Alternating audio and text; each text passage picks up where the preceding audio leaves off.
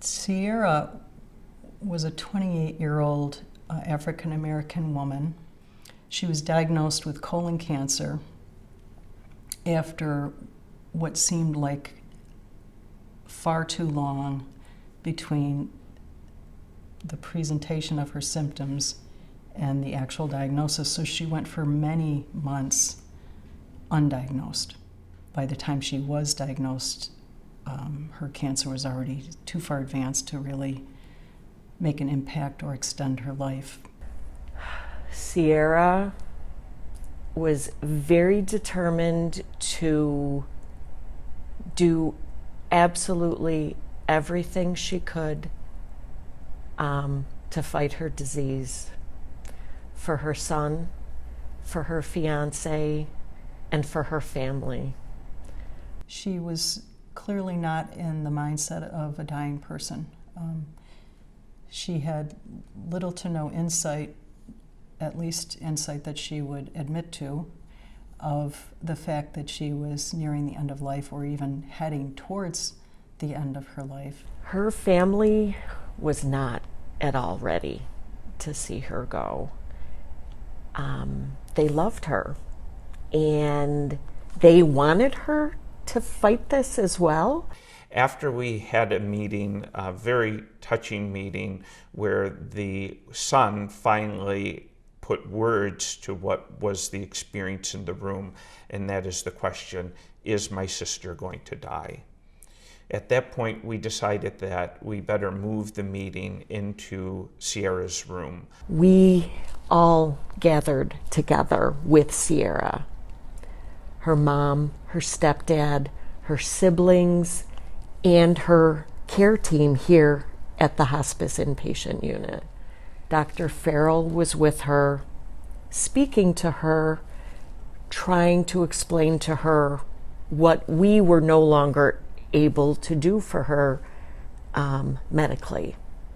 During that time, what happened was something most profound, and that was that Sierra actually engaged her predeceased grandfather right in the room.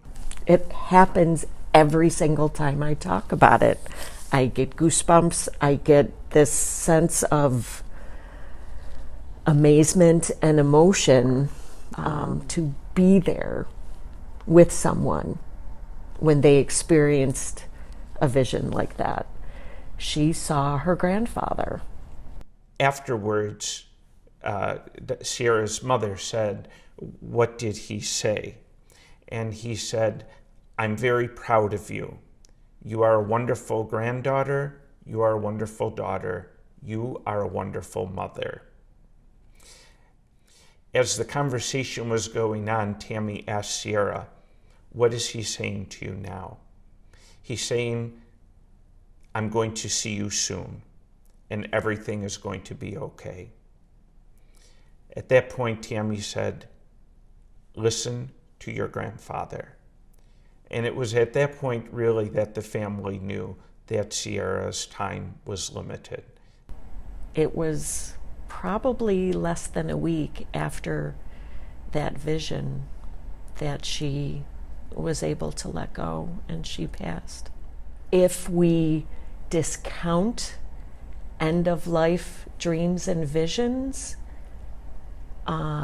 we're doing a disservice to our patients, to their families, and how they are able to not only experience the loss of a loved one, but how they then are able to grieve later. I think she gained the comfort that she needed, not to give up, but to be at peace and let whatever was going to happen. I think her grandfather being there, of course, made it a lot more comforting for her. I think had Sierra not had those visions, I think she would have been more frightened. I think she may not have had that, I don't want to say easiness, but that I think she would have been more compelled to vocalize how frightened she was. But knowing that he was there for her, it made it very much easier for me, because I knew she would have him to be with and he would take care of her. It does help me process the loss, because I believe they visit us, both of them. You know, I think,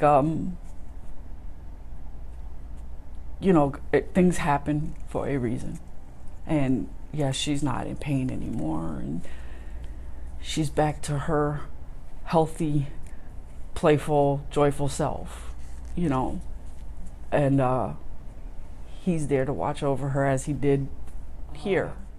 When it comes to dealing with patients who have these experiences, is not to dismiss their feelings and what they are relaying to you, what they've seen, who they're speaking with, because it's real.